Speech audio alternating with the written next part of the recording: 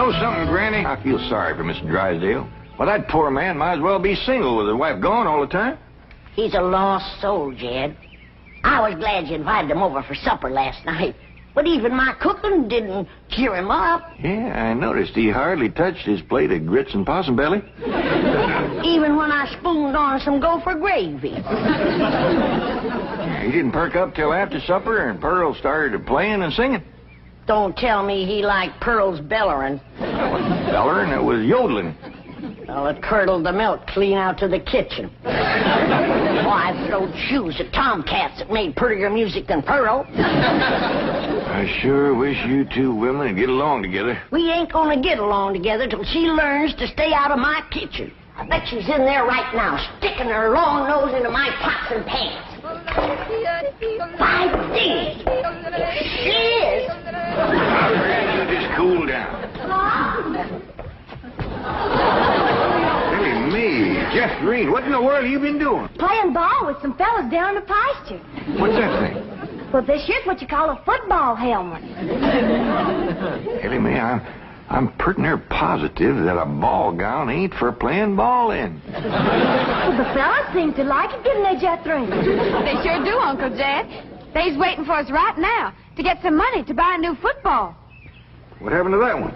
Well, Jethro was going to throw me a pipe, But I grabbed it too hard, and it busted. I ain't gonna give you the money for another one. Oh, heck. Well, that's all right, Jethro. Remember, they said they'd be just as glad to play with us without a football. Come on.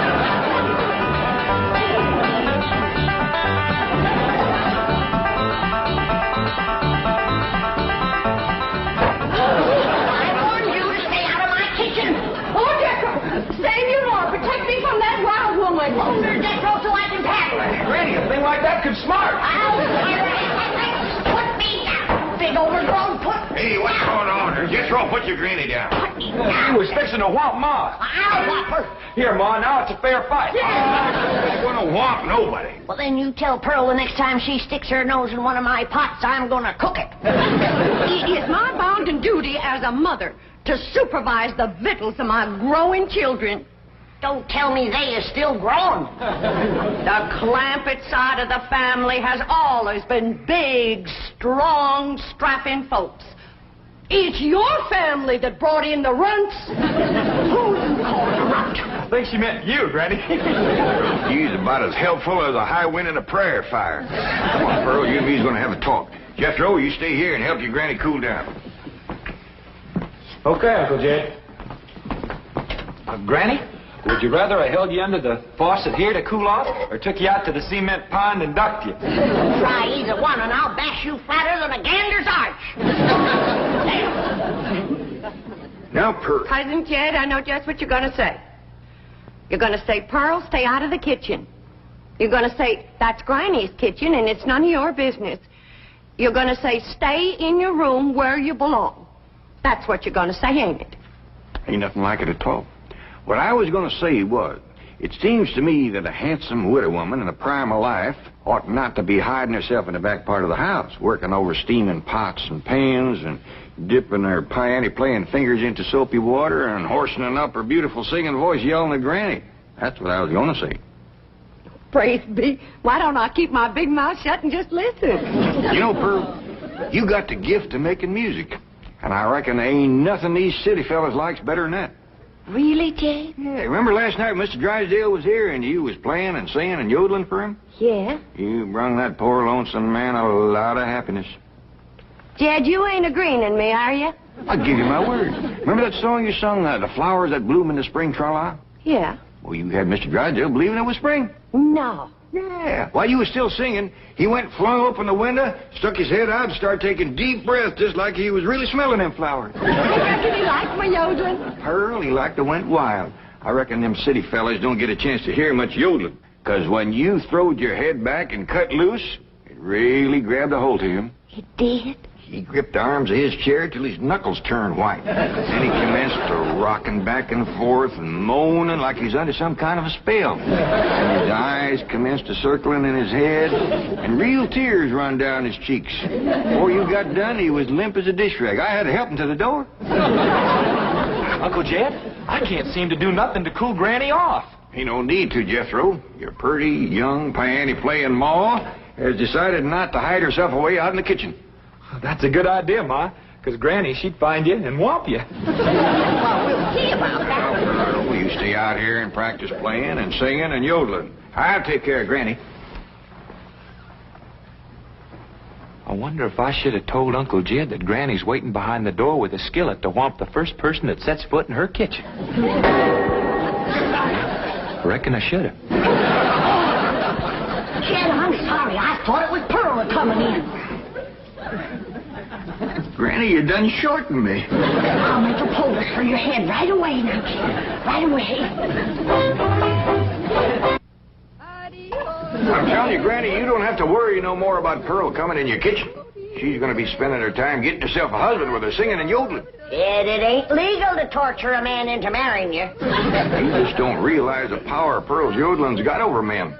Last night, Mr. Drysdale like to went wild. Pretty near drove me crazy, too. He loved it, Granny. I bet you he's got that yodeling ringing in his ears right now. I can still hear it. An unearthly screeching. Now, Chief, surely it wasn't that bad. Well, I can best describe it as the sound a woman might make if she were having her appendix removed without an anesthetic. Milton, darling. Margaret, I'm so glad to have you back, dear. What a cunning hat, dear. Is it you? Welcome home, Mrs. Drysdale. Thank you. Milburn, I have the most marvelous news. I'm going to a health farm in Arizona. What? Some women were talking about it on the plane. It's terribly chic, quite expensive, and you don't need any willpower. They just force you to be healthy. The doctors are all deliciously mean. But, Margaret, you are healthy. Every doctor in the United States says you're healthy. But, dear, this is different. They reduce you as well. Margaret, if you want to lose weight, just stay home and we'll have dinner at the Clampetts every night. Now, you can't eat the food, but you won't leave hungry. Because Cousin Pearl will yodel your appetite away. But, Milburn, it's so fashionable to go to a health farm. Oh, Margaret, please stay home and run the place for a while. You have plenty of servants. Yes, but we have no one to manage the place. And with both of us away most of the time, the servants are asleep on the job. Well, just hire a good, efficient housekeeper. Oh, yes, just try and find one. Oh, Margaret, please stay home. All right. That's the way you feel. Miss Hathaway. I'll stay home, just as you wish. That's my darling. Yes, Mrs. Drysdale? Telephone the pharmacy and have all my prescriptions refilled. And call my psychiatrist, my neurologist, my internist, and my osteopath and have them come over. Oh, and I'll need nurses around the clock. I just know the servant problem's going to bring on a nervous breakdown. All right. Go to the health farm. No. My place is at home. Please go to the health farm. All right. If you're sure that's what you want. Oh, I want it. Milburn, I promise to come back a new woman. Goodbye. Just think, Milburn. You'll have a young, glamorous wife. Slim, trim, beautiful. All right. Start looking for a new housekeeper. Won't do any good, Chief. We've been through this. Mr. Drysdale's office. Who's calling, please? Tell him it's a surprise. Surprise? That's what she says. Milburn Drysdale speaking.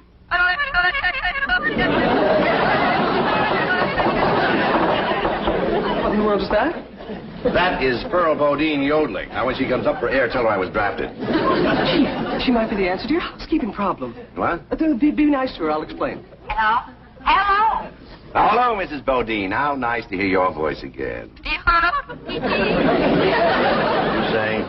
Mr. Clampett says that Pearl is such an industrious housekeeper that Granny is jealous. She might take over your house and hers and solve both your problems. What about that yodeling? I won't be there. And I defy any servants to sleep on the job with Pearl around. Hello, Mrs. Bodine. I wonder if I might come over and talk to you for a while. What, talk to me? Well, what about? I think you may be just the woman I've been looking for. Yeah. You take over the running of my house? Well, yes. Come right ahead. Can we say 3 o'clock? Let's say 2. Goodbye.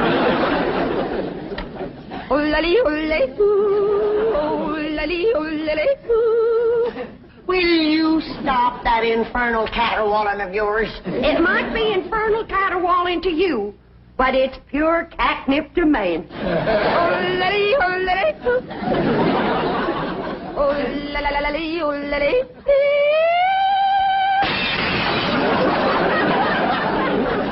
Now, looky there.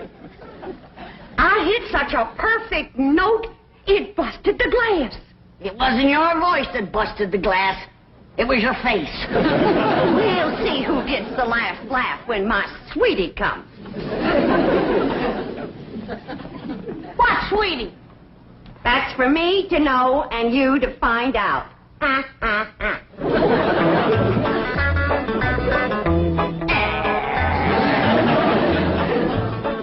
Sure is nice of you to share your soap with Miss Drysdale. Well, with my lye soap, she'll be happy to stay home and do her housework. Hey, most powerful batch of soap that you ever made. Just a breeze blowing it back on me on the way over here has got me crying. I make a big soap to do a big job.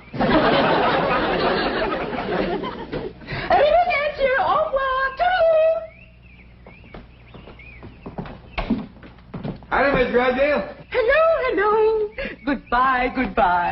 Where are you going? Milburn is sending me to a help farm. Martin, are we loaded? Yes, ma'am. Well, let's fly. Just a minute, Miss Drysdale. Granny and me brung you something. Yeah, honey. Take a good whiff of this. How nice of you. Tell the gardener to spade it in around the rose bushes. Toodaloo. Oh, just a minute, ma'am. Granny and me'd like to talk to you. I haven't time. The sooner I go, the sooner Milburn will have his new wife. Did you say new wife? Completely new. Young, glamorous, slim, trim, and beautiful. Oh, Martin, did we like my medicine? 16 bottles, Mrs. Drysdale. Drive on. Toodaloo.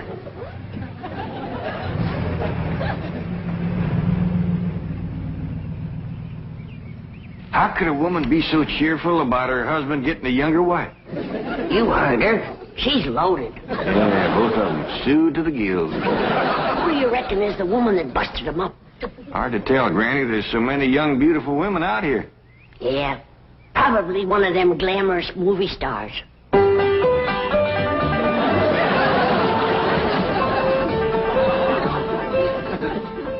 Hey, Ma.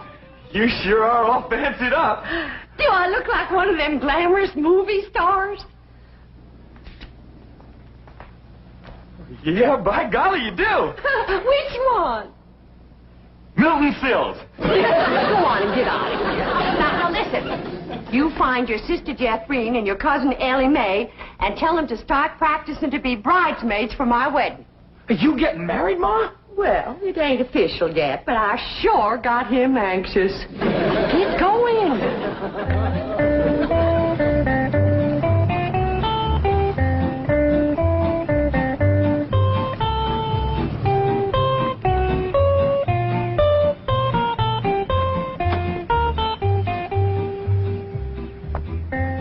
I think we have it about 15 minutes.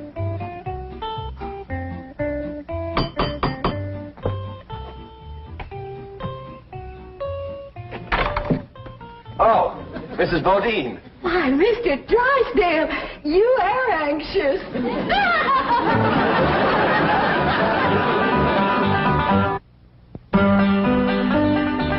If I'd have had a little more notice, I'd have baked you a sweet potato pie. It's one of my specials. Oh. Won't you step down? Thank you. Here, I'll take your hat.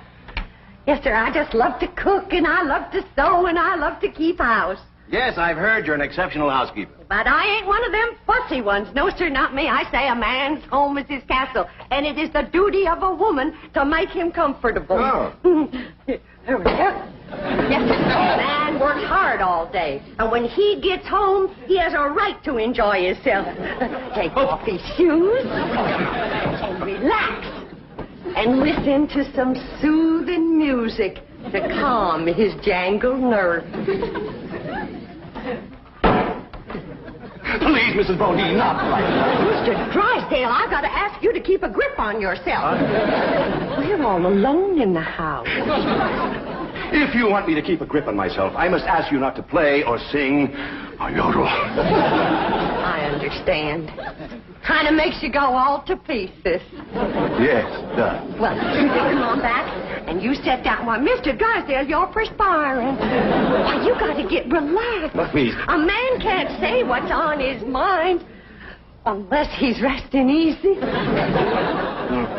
Land's sakes. And with that tie and collar choking you, it's a wonder you can talk at all. Oh, Mrs. Bodine, I'll be all right. Really, I will. Mr. Drysdale, you got a hole in your stocking. It's nothing to be ashamed of. When a man ain't got a woman around to care for him, them things is bound to happen.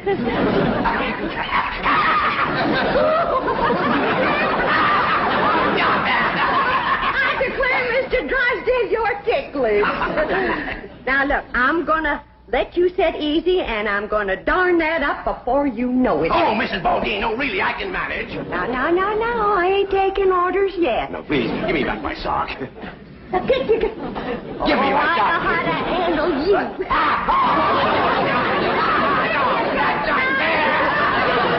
Uncle Jed, Granny, Ma's gonna get married. What? Oh, too. Well, she wouldn't tell me, but she was expecting him any minute. I reckon he's inside right now. Let's go in and see who it is.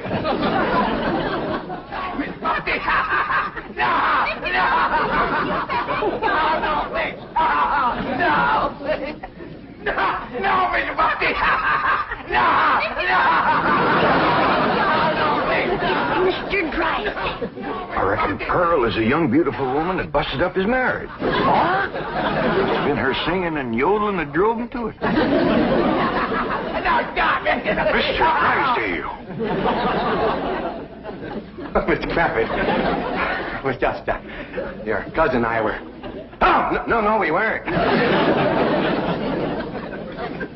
Jethro, leave the room. Leave the house. Did you have to come back right now? We was just going great. Pearl, what's the matter with you? Man crazy, always was. Mr. Drysdale, get yourself decent. I'll be back to talk to you.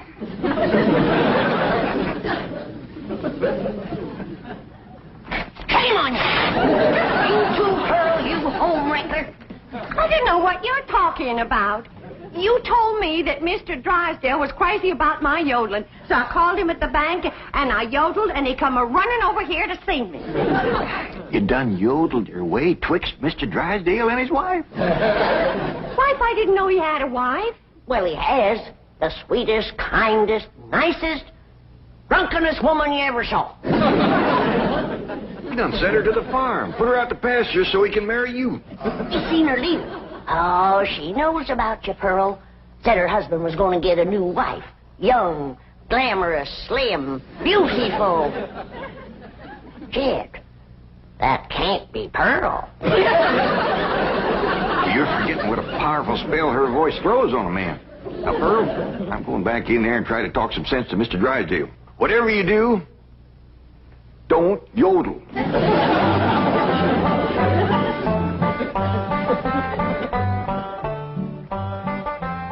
Oh, Mr. Clappett, I'm terribly embarrassed about the picture we must have presented when you came in, but I assure you I wasn't at fault. Yes, your cousin Pearl is one of the most... Yeah, my cousin Pearl admitted that she called you on the telephone and stirred you up. But she didn't know you were going to send your wife away to make room for her. Oh, but I didn't. In the first place, my wife is never home. Second place, if she does come home, there's still plenty of room for both of them. Mr. Drysdale, I hear tell that you folks out here behaves mighty different than we's used to. I know you're carrying a heavy load on account of your wife. But I just can't let my cousin Pearl get mixed up in any kind of goings-on like that. Well, then, if I can't have Pearl, can I have Granny?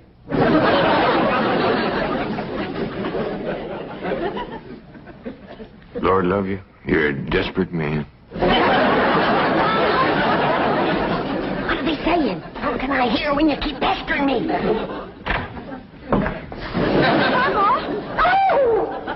Jed told you not to yodel. I was screaming. Tell the difference. What in the world happened to you? We was playing football with some boys. Yeah, and they sure was dumb. Jethrine was a toting the ball, and they kept a-tackling me. Go get cleaned up, both of you. But Jethro says you want us to be bridesmaids at your wedding. Yeah, who you marrying, Aunt Pearl? What's his name, Ma? Puddin' and Tame. Ask me again, and I'll tell you the same. Now, get upstairs. That's a funny name, Puddin' and Tame. Oh, Ma don't care. She once said she'd marry Humpty Dumpty. Well, I like Jethrine Tame better than Jethrine Dumpty. That poor man in there is so sick of his drinking wife, he is wanting to marry either one of you two. Last one in is an old maid. He's trying to save the marriage, not bust it up, and I think I got an idea that'll do it. Now, I want you two to wait in the kitchen, and when I bring Mr. Drysdale in, I want you to. Yes, sir, Mr. Drysdale. Well, both them fine, hard-working, good-cooking, housekeeping women is in the kitchen there. All you have to do is go in there and take your pick. Oh, this is marvelous of you. Nobody knows. Oh, no. And they took the pledge.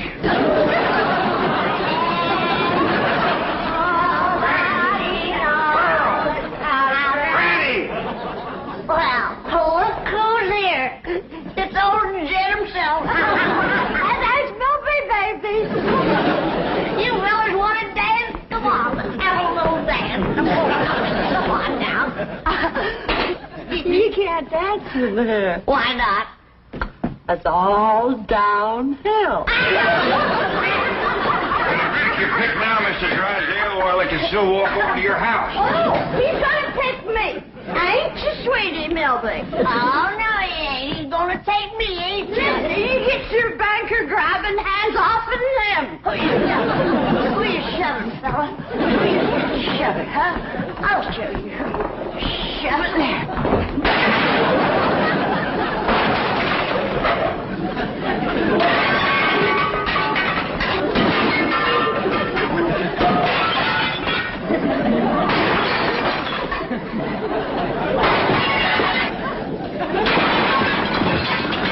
How about taking both of them, Mr. Drysdale? No, thanks. You done it, girl. Bless you both. Pearl, you were just great. Go with you, Granny, darling. Together, you saved that man's home and you saved his marriage. Now, don't it give you a good feeling? Yeah. Well, I'm kind of winded. I think I'll go upstairs and rest. Call me when lunch is ready, Granny. Oh, now, just a minute, Pearl, honey. We got a lot of mess to clean up here. Granny, darling, you give me strict orders to stay out of your kitchen. Remember? Why, you low down. No. Here we go again.